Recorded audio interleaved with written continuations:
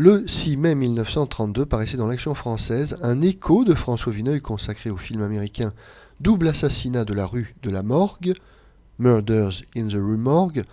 Mais avant d'écouter cette critique, nous allons faire une courte présentation du film. Double assassinat dans la rue Morgue, un film de 1932 de Robert Floret, d'après la célèbre nouvelle de Edgar Allan Poe, avec dans les rôles principaux Sidney Fox, Bela Lugosi, Bert Roach et Betty Ross Clark. Le sujet: Paris 1845. Dans la même semaine, 3 femmes sont retrouvées mortes dans la Seine, s'étant apparemment suicidées. En examinant les corps, un étudiant en médecine remarque de petites entailles sur les bras des victimes.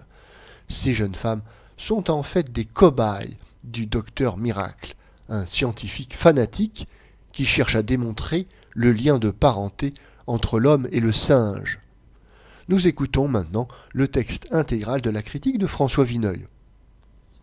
Quelques films peu recommandables.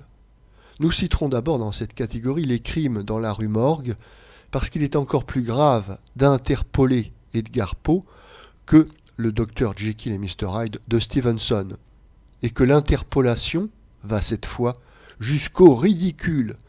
Dans l'admirable conte de Poe, chef-d'œuvre de conjecture, de déduction serrée, d'intérêt ménager, un crime inexplicable, terrifiant, a été commis.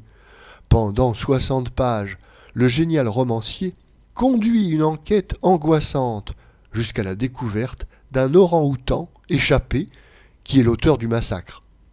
Le grand Américain n'a jamais eu de chance avec ses compatriotes. Cette fois, ils ont vraiment passé la mesure.